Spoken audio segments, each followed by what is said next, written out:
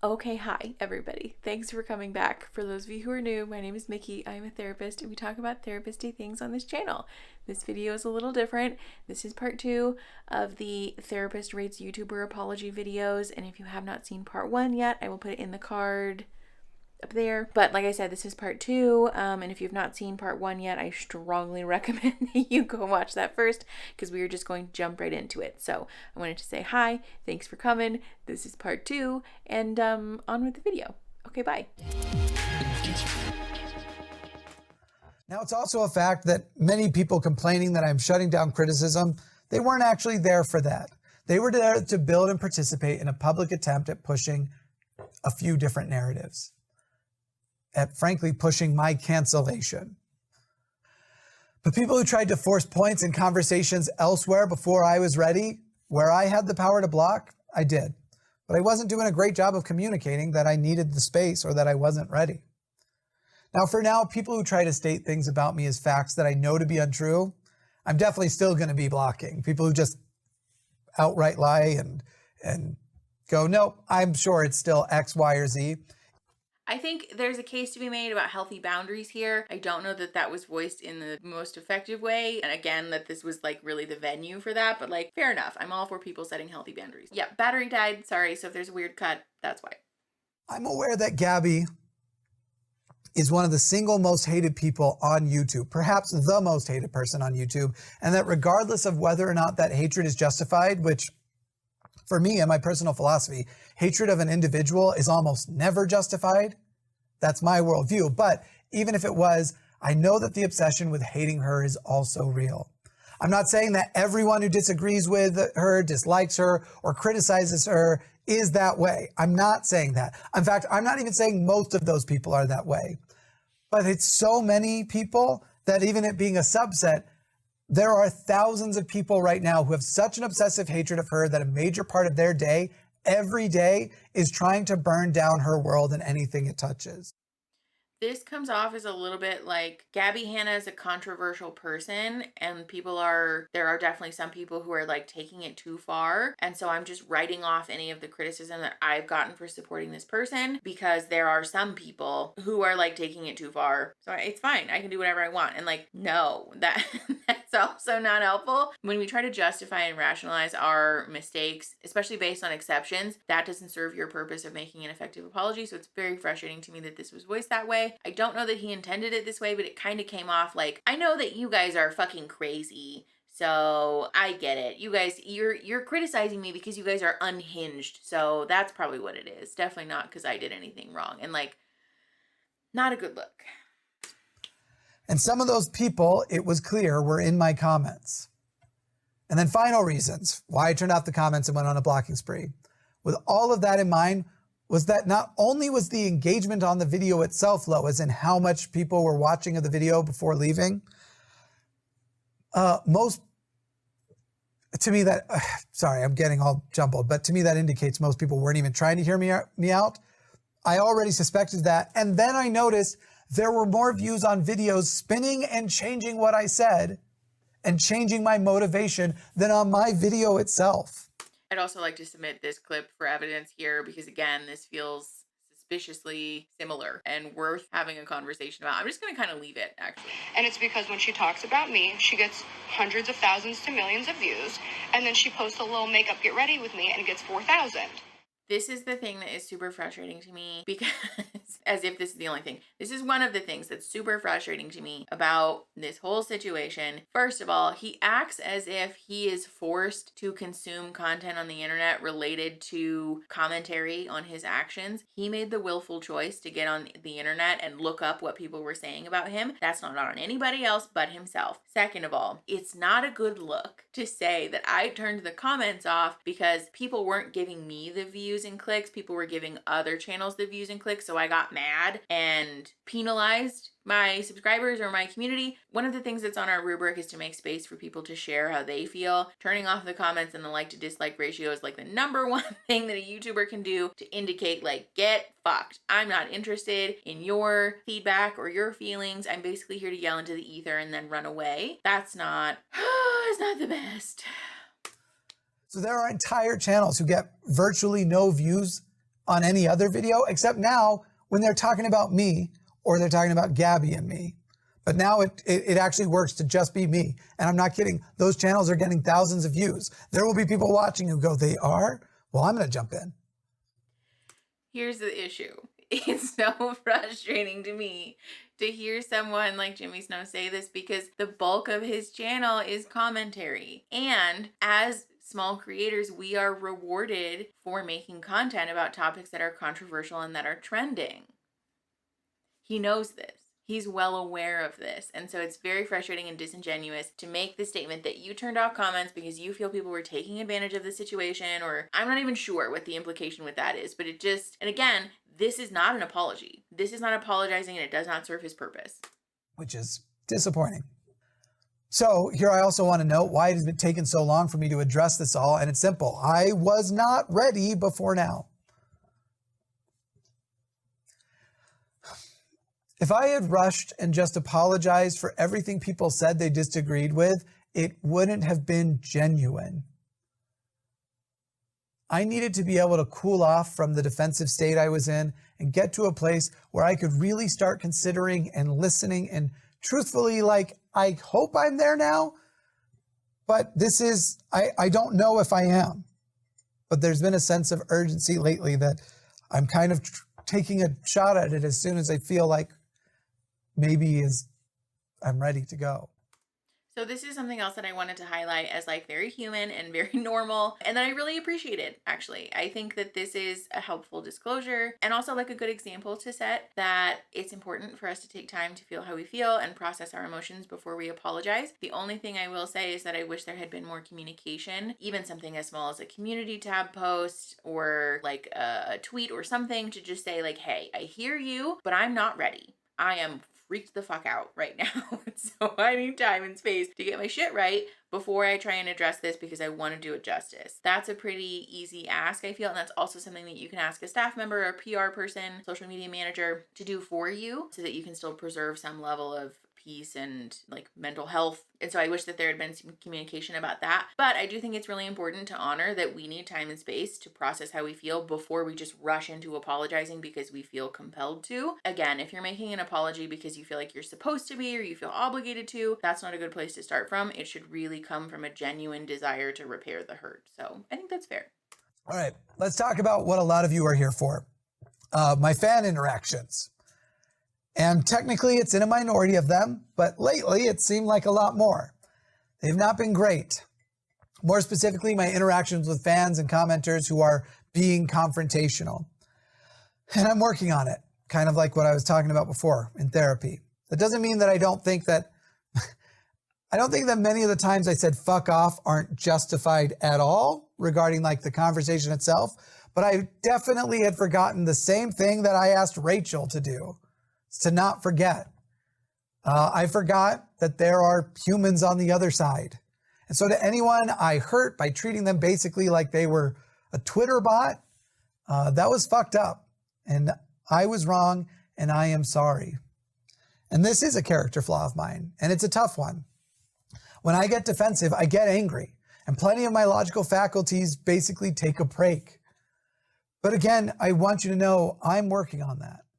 Okay, so this is another example, I think, of a good way to take accountability and to own that, like, yes, that was fucked up. That was not right. Here's a little bit of background about why I am the way that I am. Moving on. I appreciate this. I think, I wish that the whole fucking apology looked this way, but like, we'll take what we can get. And I really wanted to give Jimmy like kudos where there were good and healthy things in this apology, because I really wanted to try and be fair here.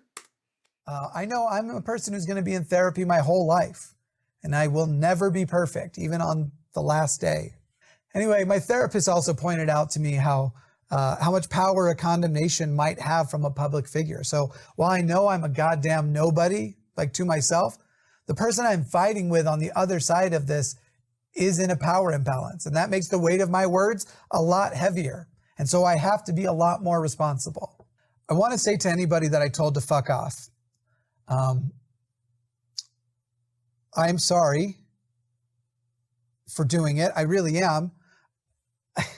This feels like there's going to be a but. It's like, I know I know that with a few people, it felt so warranted, and it's hard to get past those few people and go like, okay, but even if it felt warranted for those, it wasn't for so many.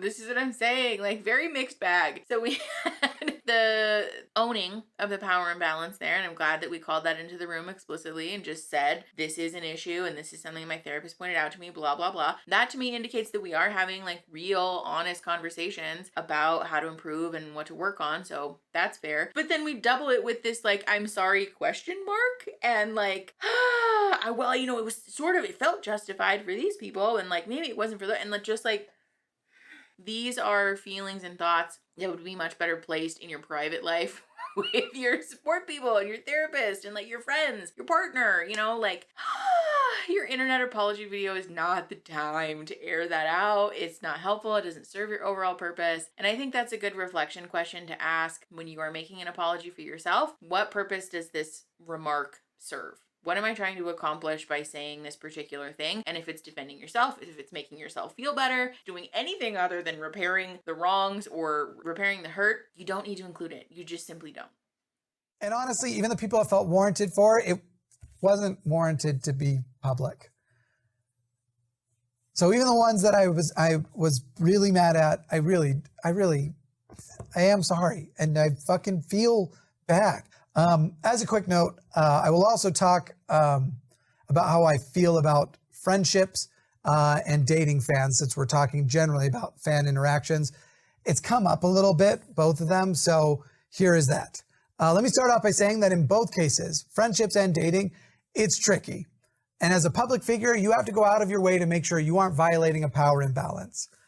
I'll also say this, some of my best friendships have begun with fans and people who discover me. It's also hard too, because this word fans, we have this image in our mind, and like friends, for a lot of people, when I say fans, I'm literally just talking about someone who's like, I really enjoyed hearing you say what I think and how I feel. But it's hard for me to regret, like there's some people who just think that there's no way to do this. And I've met some of the people I just care so much about and like the most in the world in that world. And so it's hard to convince me that I should regret any of that.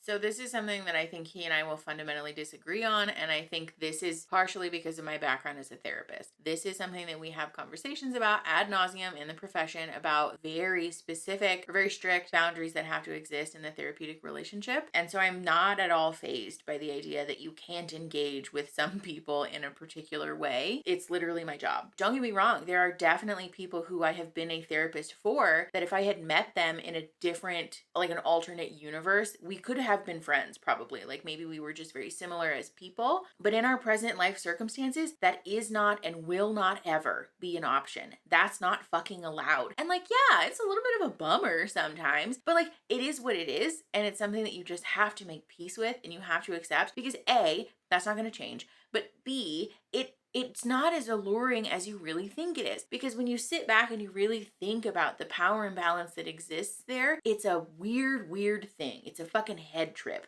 to try and engage with somebody on that really deep, vulnerable friendship level when you are up here and they're down here. It feels wrong. It doesn't make any sense, because you can't ever really even out that playing field effectively. There will always be some level, at least this is my opinion, but in my opinion, there really will always be some level of like extra allure or like pull that you have as the person who has the large platform. And so if you're meeting people because of your platform, and I think this is more relevant for the dating stuff than it is for the friendship stuff, which will come up in a minute, but it creates this inherently unequal power structure where someone might feel more compelled to say yes to things or do things or agree to things than they would otherwise. And like, that's not cool. And I think, again, because of my background as a therapist, this is something that I just am more okay with and I'm more used to. But the idea of having friends who view me as this like larger than life person squeaks me out. I don't like it. And so like, again, I think this is just something that we will fundamentally disagree on, and that's okay. I'm not saying that everyone has to feel that way. It's not a black and white issue for sure, but I wanted to talk about it because I think there is a lot of nuance there and a lot of conversation that needs to be had. And to me, this sounds more like I just want to justify the life choices that I've already made, and I want to rationalize that, which maybe that's what it is, maybe it's not, I don't know, but it just, yeah, it's not the best. But because it's also come up recently, I'll address dating fans also. First of all, I'll say this. I think it is absolutely possible for a person to date or have a casual relationship for someone who started as their fan. Again, acknowledging that fan means too many things. There is a class of fans I don't agree with that on. But I also think it's still tricky, and my thoughts have changed over the years. Because do remember, I've only been big for like 2 years now. Again, I did always make sure to have a conversation about expectations and boundaries. That is something that I can say for sure happened every time. But I do think that I could have done more. And I'm sure there are people who will think there is no way for people to be friends or romantic with fans. And I guess I just disagree. I don't agree with you. So this is something that I wanted, well, we'll talk about it in a minute. Also, I still have a hard time coming to terms with that there is a power imbalance. I'm not discounting that it exists. It does exist. But seriously, if you knew me, you would know I genuinely feel like such a nobody in my personal life that it is hard to perceive sometimes that a power imbalance could exist. But just because you feel that way doesn't mean that it is that way. And this is, again, trying to rationalize the decision that's already been made. And like, again, I also want to point out that this is not apologizing for anything. And there are a lot of accusations that have been made that are pretty upsetting that would warrant an apology, and that was not made here. So not really hitting it out of the park with that one. There's a very popular one that has popped up that I, Jimmy Snow, am a rape apologist.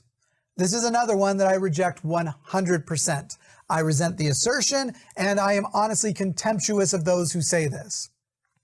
To be a rape apologist is to justify, to defend, or excuse rape, and that is not something I do, and I insist that people who do something like that can change. And I'm not going to let somebody define me by mistakes that I was brainwashed and abused with in my past.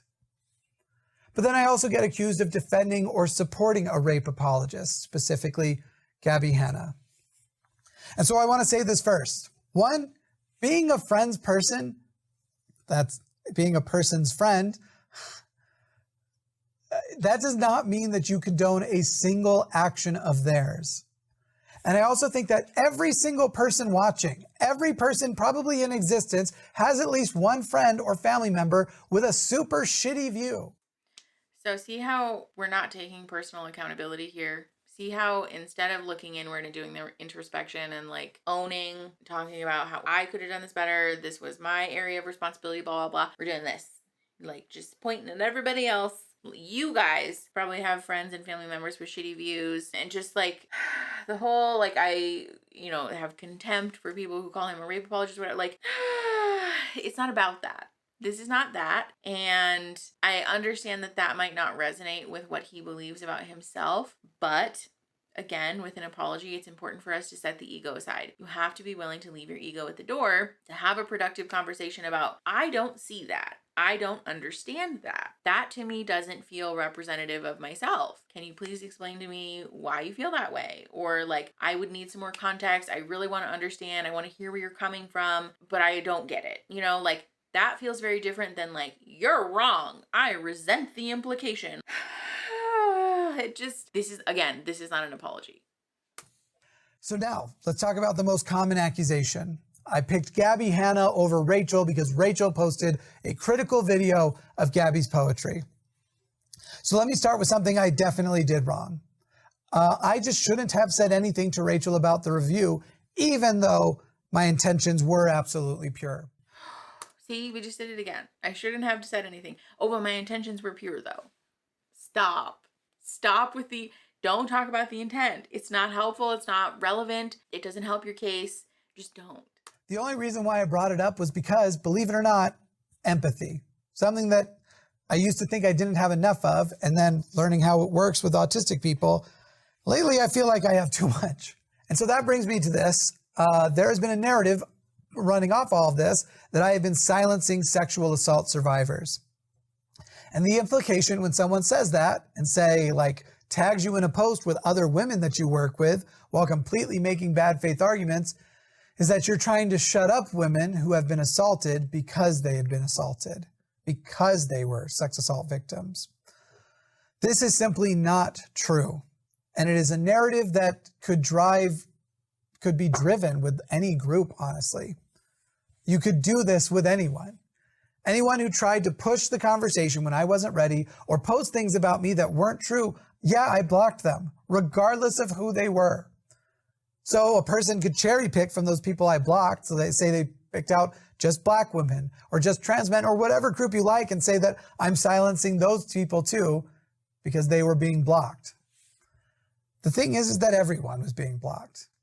Just because he's an equal opportunity silencer does not mean that he was not silencing victims of sexual assault. The whole explanation of I didn't silence people because they were sexual assault victims, and so therefore it's fine, is weird to me, first of all. But second of all, also not addressing the hurt that's been caused. Because there were people who were saying, I trusted you, I valued your opinion as a content creator, and as a victim of sexual assault, I felt safe in your community. And then you said and did this, which caused me to feel unsafe in your community. And so for those people to be blocked or deleted or like told to fuck off, that's an additional level of hurt and betrayal. And we're not acknowledging that here. We're not owning the accountability for how deeply hurtful that is for someone. In saying this, it makes it sound like the people being victims of sexual assault is immaterial to the issue at hand. And that's the problem, I think, because people were speaking to him as victims of sexual assault because it was a central issue in his support of Gabby Hanna. And we're not addressing that that is like the crux of the issue here, which is why this explanation, I think, rubs so many people the wrong way.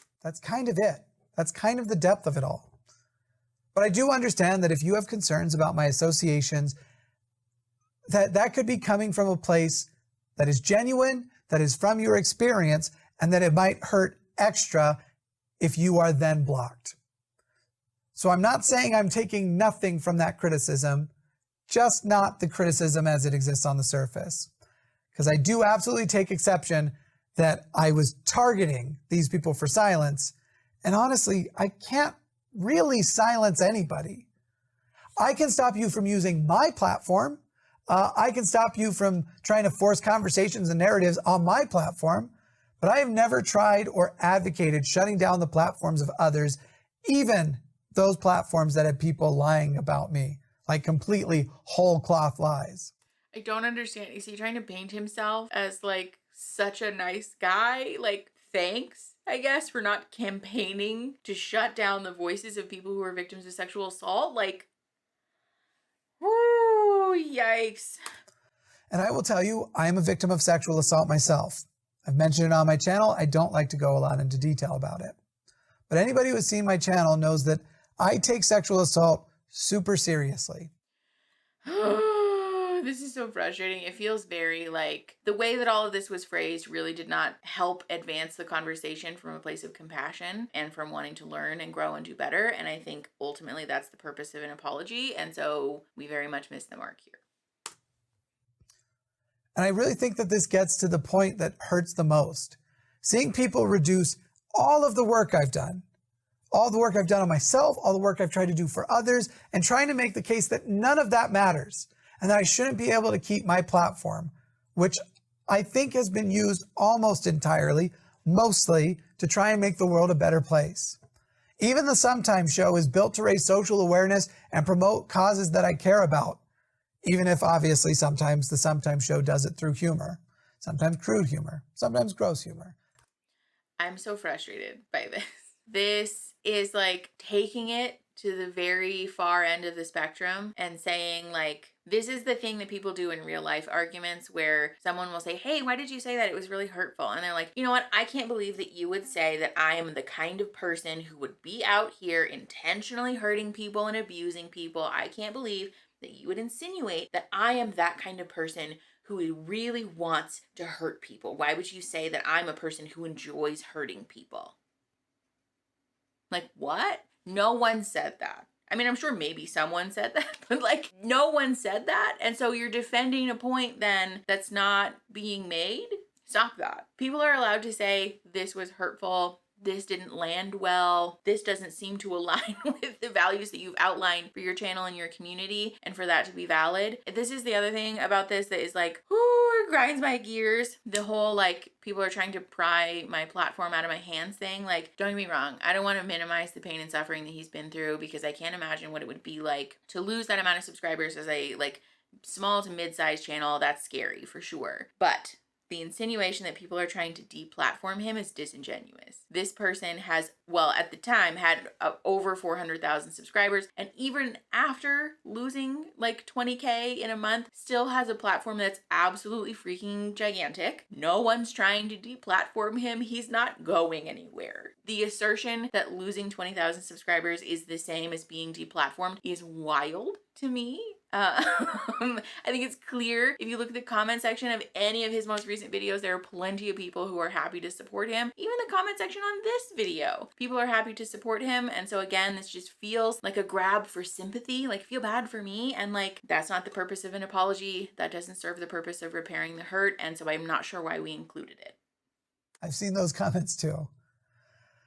Right now, it feels like my platform is trying to be pried away from me because of some things people have put in a negative column while completely ignoring a positive column. And if this is the other thing. It does not matter. If you have been the most saint-like person for your entire life, you don't get a free pass to do things that hurt people. It is okay for people to hold you to task and say, hey, this wasn't right. I didn't like this. We didn't feel good about this. That's okay. And I think that's one of the issues that's really important when we're trying to make an apology, is to separate the behavior from personhood. Everyone is a valid and good and, in my opinion, like worthy human being. We are all worthy of love and belonging. I have said this before. I will continue to say it until the end of time. However, that does not mean that you are entitled to behave however you want to behave. We all have bad takes. We all have bad days where we say and do things that are hurtful and a little bit wild. We still have to own accountability for that. You can be a good person and behave in ways that are hurtful. Both of those things can be true. And so when you're trying to make the apology, really try to separate your value as a human from your behavior, because it's a lot easier to own accountability for the ways that you fucked up when we're identifying the behavior and not labeling yourself as a bad person. I'm being honest, it has hurt a lot. It has been destroying me. Anyway, I want to say thank you to everybody who heard me out, especially thank you to those who have made it to the end of this video, which is where we are now.